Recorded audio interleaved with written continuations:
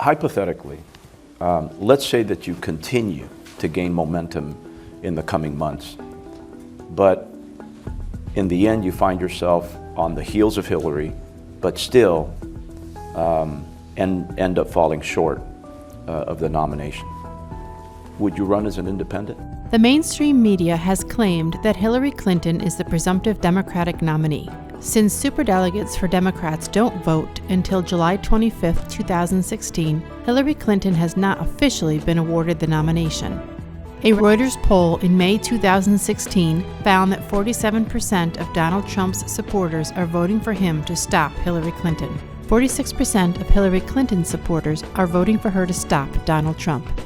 Basically, between these two candidates, the presidential election has become an unpopularity contest. YouGov, an international market research firm, and The Economist released a poll from June 2nd to June 5th, 2016, showing that 52% of Bernie Sanders supporters want him to run as an independent. If Clinton were to win the Democratic nomination, could Bernie Sanders win as an independent? Short answer, yes. Here's how. Sanders does better in general election and swing state polls against Trump than Hillary does. Polls have consistently shown that against Donald Trump, Bernie Sanders would win by a larger margin than Hillary Clinton. In a Quinnipiac poll released June 7, 2016, Hillary Clinton beats Donald Trump 45% to 38%.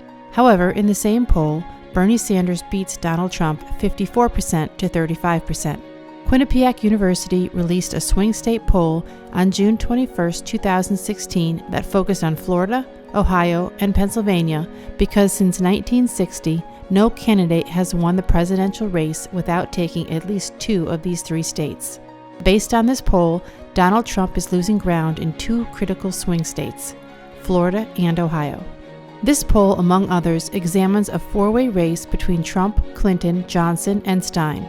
The Quinnipiac poll doesn't look at the effect Sanders would have in a five-way race, but does ask pollsters questions in regards to a presidential election between Sanders against Trump.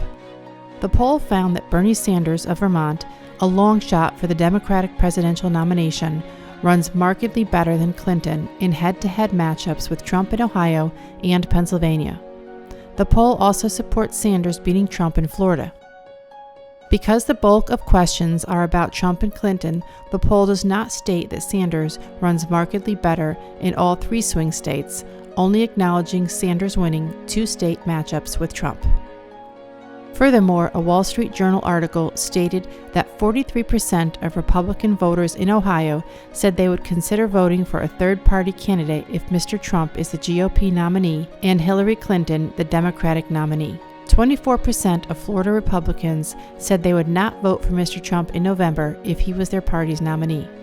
In the June 21, 2016 Quinnipiac poll, when asked about favorability, pollsters said the following. Out of Sanders, Trump, and Clinton, Sanders has the highest somewhat favorable numbers and the lowest strongly unfavorable numbers. Refresher.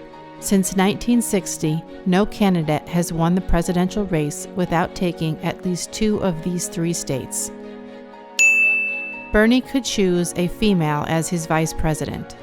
Hillary's largest support bases are female voters and African American voters. If Sanders were to choose Hawaiian Congresswoman Tulsi Gabbard, he may take away crucial votes from Clinton. Gabbard has been labeled a Democratic Party rising star. She was elected to Congress in 2013 at 31 years old, the youngest woman to ever hold the position. She is also the first Hindu and first American Samoan elected to Congress. She is a veteran, having served 2 tours of duty in the Middle East. Gabbard stated in 2015 that she would be open to being vice president. As a vice chair of the DNC, I'm required to stay neutral in Democratic primaries, but I cannot remain neutral any longer. The stakes are just too high. That's why today I'm endorsing Senator Bernie Sanders to be our next President and Commander-in-Chief of the United States. Gabbard resigned in mid-February 2016 to support Bernie Sanders. What about any retaliation? The Clintons have had a well-oiled machine in Washington for years. Do you fear any retribution from the Clintons? And what's your relationship been like with them? Well, you know, I was heavily warned by people who care about me to not endorse Senator Sanders because of that fear of retaliation. And look, that fear is something that exists in a lot of folks that I've heard from. If she has the competence to challenge Hillary by endorsing Sanders, then it's more than likely that she's prepared to challenge Clinton in the general election. Even after Hillary has been declared the presumptive nominee, Gabbard has not endorsed her. With someone like Gabbard as Sanders' vice president, whom Republicans love, it would be quite difficult for Republicans to attack Sanders as an anti-American socialist. This pair might also have a positive effect on brokering relations between Democrats and Republicans because of their mutual affinity for Gabbard. A March 2016 military survey showed that active military members support Donald Trump and Bernie Sanders. With military veteran Gabbard in Sanders' corner, Sanders has a much higher possibility of winning the active military vote. Gabbard's youth also offsets negative ads Sanders may face regarding his age. Furthermore, Sanders picking a female as his vice president would eliminate Hillary and the media's narrative that Sanders is sexist for fighting against Hillary. What do you say to women who say that you staying in the race is sexist because you're standing in the way of what could be the first female president? Is that a serious question? Pundits have argued against Sanders' high polling numbers for several reasons.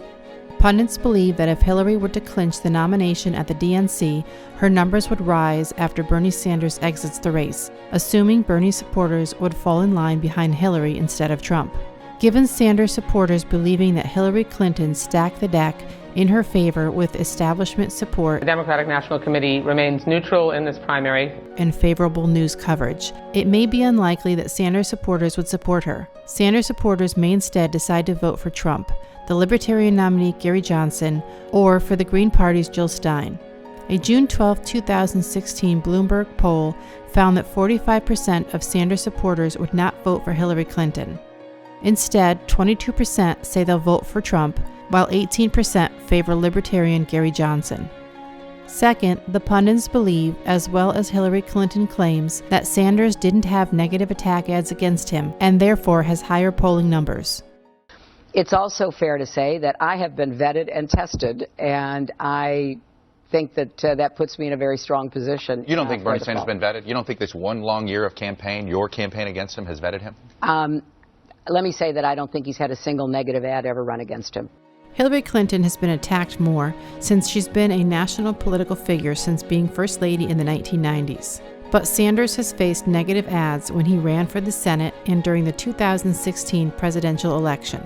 Sanders won the 2006 Senate election by 33 points, even though his opponent spent millions in negative ads against Sanders, claiming he supported child molesters. During the 2016 presidential primary, Democratic contestant Martin O'Malley ran ads challenging Sanders' stature and another on Bernie's stance on guns. Hillary ran an ad in Iowa that insinuated he wasn't prepared for the presidency, but she was. She won Iowa by less than 1 percentage point. During President's Weekend, Hillary ran a negative ad against Sanders, claiming he didn't support Obama. Sanders did not run negative ads against Hillary Clinton. He did insinuate that Goldman Sachs, a Wall Street firm, has bought Hillary with paid speeches. By innuendo, by insinuation, there is this attack that he is putting forth. Sanders made an ad attacking Wall Street, trying to buy politicians, but made no mention of Hillary Clinton. How does Wall Street get away with it? Millions in campaign contributions and speaking fees. Our economy works for Wall Street because it's rigged by Wall Street, and that's the problem. There are no saints running for president this year.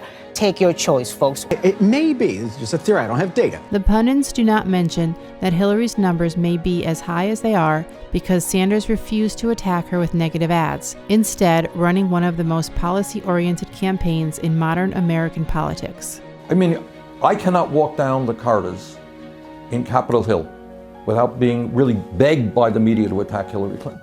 They want to make this personal. It's easy to cover. I choose not to do that. Let's talk about the economy. Let's talk about Wall Street. Let's talk about climate change. Let's talk about education. Frankly, that is what the American people want to hear discussed. Sanders had ample material that Trump would surely use in a head-to-head presidential contest. Hillary's email scandal, Benghazi. The fact is, we had 4 dead Americans. Was it because of a protest, or was it because of guys out for a walk one night who decided they'd go kill some Americans? What difference at this point does it make? her reversals on policies and issues, the business dealings of the Clinton Global Initiative, and Bill Clinton's extramarital affairs, which millennials know nothing about. Trump made one ad in January 2016, and they gained immediate attention in the press. The email scandal also hurt her favorability numbers. Something else that seems to still be playing into the hands of Donald Trump is this email controversy, because it goes on and on. A Quinnipiac poll taken in late May showed 39% trust Clinton, 44% think Trump is the more honest and trustworthy candidate, and some analysts say it's all because of this email controversy. So, Allison, it appears early controversies are causing perception problems for her. 19% of voters say they consider Hillary Clinton honest and straightforward. Now, look, the number is not exactly great for Donald Trump, 35%. Normally, you'd say that's a pretty bad number for a politician, but it's almost twice the number Hillary Clinton faces right now. This has been a huge issue. This has been a huge obstacle for her in this campaign. The honest and trustworthy question, and that is the risk of the email story for her. Bernie Sanders brought none of this up in his campaign, going so far as to say that the media should stop talking about the emails. Enough of the emails. Let's talk about the real issues facing America. To say that Hillary Clinton stood up to political attacks in the 2016 primary election and that Bernie Sanders has not is inaccurate. Hillary Clinton doesn't reverse polling trends. Hillary Clinton has a problem with her favorability numbers. Hillary Clinton, as a candidate, has never been able to reverse a polling trend in any of her campaigns. In her first Senate campaign in New York, Hillary Clinton polled at 56% a year and a half before the election, with her opponent Rick Lazio then polling at 23%. On Election Day, Hillary Clinton won with 55% of the vote, and Rick Lazio had gained 20 points to 43% of the vote. In other words, over a year of campaigning and $30 million spent, it did not change the minds of more New York voters in favor of Hillary Clinton. She simply held on to her original large lead as her opponent narrowed that lead. In her second Senate campaign in New York, Hillary Clinton polled at 67% a year before the election, and on election night she won 67% of the vote against a totally unknown Republican named John Spencer. A year of campaigning then and $36 million spent did not turn any more voters in favor of Hillary Clinton. In the fall of 2007, Senator Hillary Clinton was polling 33 points ahead of Senator Barack Obama in the ABC News Washington Post poll of the Democratic presidential campaign. Senator Clinton's poll numbers went straight down from there for months, and by the beginning of January, Hillary Clinton had only a 5-point lead in that ABC poll. By the end of January, she was tied with Barack Obama in a CBS poll. Then during February, Clinton and Obama traded leads in the polls until late February, when Barack Obama opened a small lead over Hillary Clinton, which then became a double-digit lead, a lead that rose above 20 points in some polls toward the end of the primary season. The polling history of Hillary Clinton indicates that she needs an enormous lead in the polls in order to hang on and win in the end. And 2008 showed that a 33-point lead wasn't enormous enough against Barack Obama. Even the June 9th Fox poll supports this.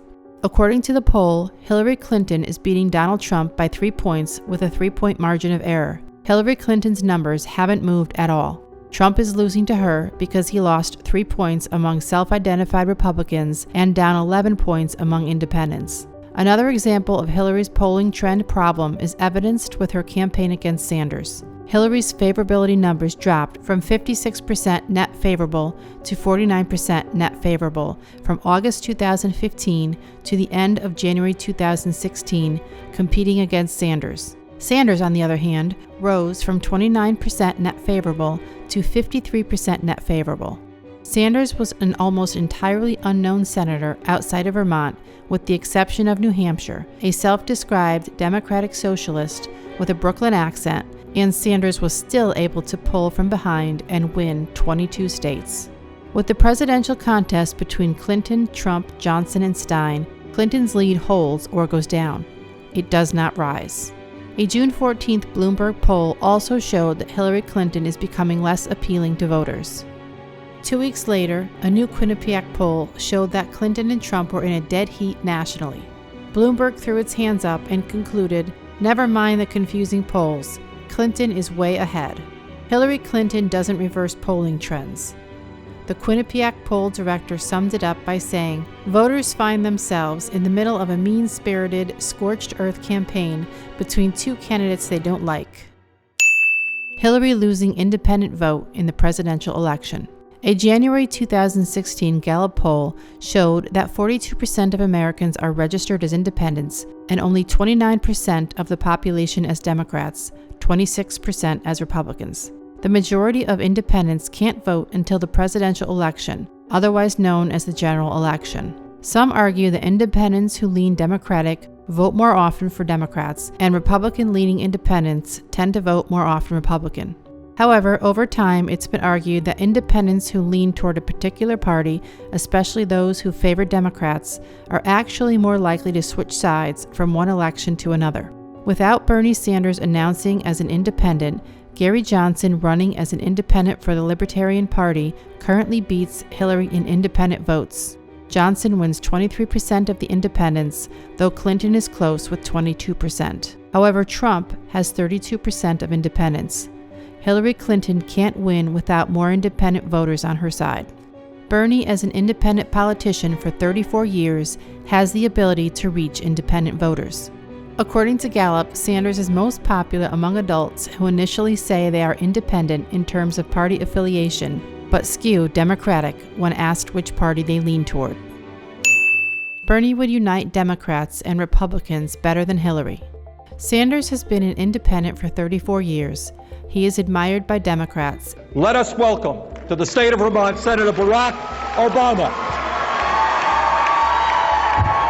We're going to be electing Bernie to make sure that he is the next great senator from the state of Vermont, and we are going to turn this country around. Thank you very much, Vermont. He is admired by Republicans. Thank you, and I would like to mention the product of that was negotiations with Senator Sanders, who was then chairman of the committee, and I would allege that I'm one of the first to feel the burn. He's passed bipartisan legislation and forged strong relationships with members of both parties in nearly 25 years on Capitol Hill. But most of all, members say, even when Sanders is ideologically an outlier, he lets others know where he stands. He's not the type to suddenly stab a colleague in the back, and that's earned him respect both on and off the Hill. Virginia Democratic State Senator Mark Warner said bipartisanship is the most important priority for the next president. He's quoted in the Atlantic article on Sanders saying, "A lot of people here talk about what they believe in, but they don't act on it. He always acts on what he believes. We can agree or disagree, but you know where he stands." Hillary Clinton does not have this quality, and it's what stands Bernie apart from her. Hillary is despised by many Republicans. Remember that close to half of Trump's supporters are supporting him to stop Hillary. There have been no polls or statements indicating that Republicans despise Sanders. What this means is Sanders would be more adept at brokering relations and unifying the parties than Clinton would. Hillary's ties to Wall Street and a weak economy. Americans rate the economy as the #1 problem facing America. With Hillary's ties to Wall Street accepting massive amounts of speaking fees from Wall Street bank Goldman Sachs, it appears like a payoff. Would you vote for someone that you don't trust? Well, people should and do trust me. A lot of people tell pollsters they don't trust me. Now, I don't like hearing that. She further appears weak when she says that Bill Clinton will help her with the economy. My husband, who I'm going to put in charge of revitalizing the economy, because, he knows how to do it. When under his administration, he stripped away the last pieces of Wall Street regulation, including the repeal of Glass-Steagall. And you watch the crowds that turn up at Martin O'Malley rallies and Bernie Sanders rallies, they are holding Bring Back Glass-Steagall posters. Currently, voters believe Trump will do a better job for America's economy than Hillary Clinton. Democrats also prefer Sanders to fight Wall Street. By more than a 2-to-1 ratio, Democratic primary voters say that Sanders would fight harder than Clinton for the middle class and do the most to rein in the power of Wall Street. Nearly 6 in 10 say that Sanders cares the most about people like them, and 64% see him as the most honest and trustworthy candidate. Just a quarter of voters said that of Clinton. This is how Sanders came within less than 1 percentage point of winning Iowa, one of the 3 major states needed to win in the early primary contest. Candidate qualities, what voters were looking for as they were heading in. Those voters on the Democratic side that wanted somebody who cares about people like me, that is Sanders territory. 74% for Sanders, 22% for Clinton. They made up 26% of the electorate. As of June 2016, Hillary Clinton has been hammering Donald Trump with negative ads on a range of issues, claiming that he's dangerous and that Americans should fear him. As Maureen Dowd observes, Hillary can't generate excitement on her own, so she is relying on fear of Trump to get her into the White House. If Republicans were to remove Trump from the contest and put in, for example, Mitt Romney, the entire scale would shift. Hillary Clinton would be left with her unfavorable numbers, and her largest political ammo against Romney would be that he's flip-flopped on his politics from when he was governor of Massachusetts, or that he's part of the 1%. These criticisms worked well for Obama when he ran against Romney in 2012. However, Hillary is perceived as part of the 1%, worth a combined $150 million, and she's flip-flopped on many issues, making these potential attacks very ineffective. It has become a balancing act for Bernie Sanders. We assess it is possible that hostile actors gained access to Secretary Clinton's personal email account. Although there is evidence of potential violations of the statutes regarding the handling of classified information, our judgment is that no reasonable prosecutor would bring such a case. To be clear, this is not to suggest that in similar circumstances, a person who engaged in this activity would face no consequences. To the contrary, those individuals are often subject to security or administrative sanctions, but that's not what we're deciding now. If Sanders stays in the Democratic primary race until the Democratic National Convention, superdelegates may switch their votes to Bernie Sanders. They may also fear how much damage FBI Director James Comey made with his comments on Hillary's actions. These are the possibilities and the stakes as of July 2016. The action is going to be in the Democratic Party or perhaps a third party. But the goal right now is to open up the Democratic Party to millions of people who want to help shape the future of this country. You can find the links to all of these sources in the box below. Play it forward.